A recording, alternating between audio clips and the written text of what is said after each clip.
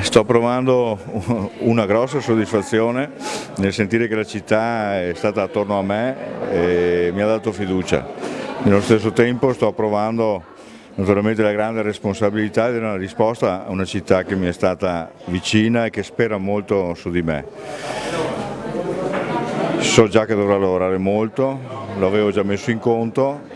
Visto il risultato dovrò raddoppiare gli sforzi perché certamente non voglio deludere nessuno e voglio cercare di fare il mio meglio.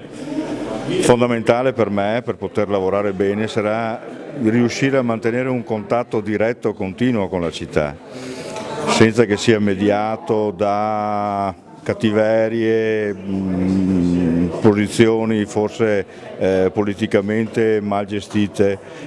Voglio essere il sindaco papà di tutti. Per la prima volta a Vittorio Veneto si va a diventare sindaco senza il ballottaggio, questo aumenta la responsabilità. Appunto, ho appena finito di dirlo, questo mi responsabilizza ancora di più.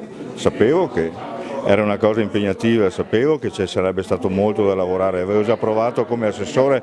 Cosa vuol dire lavorare bene? Vuol dire lavorare senza guardare l'orologio e a testa bassa.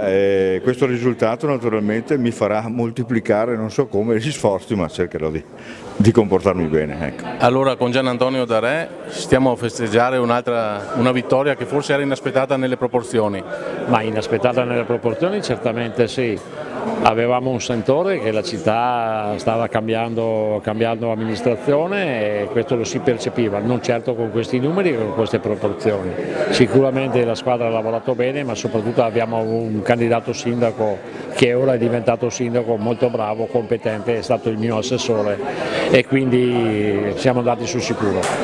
Gian Antonio Darè, consigliere comunale questa volta di maggioranza ma anche europarlamentare, riuscirà a conciliare tutto? Sì, voglio fare questo e quello perché, ripeto, il consigliere comunale è un qualcosa che ho fatto in minoranza, ritorno in maggioranza e questo è un qualcosa di veramente mi piace molto. Grazie.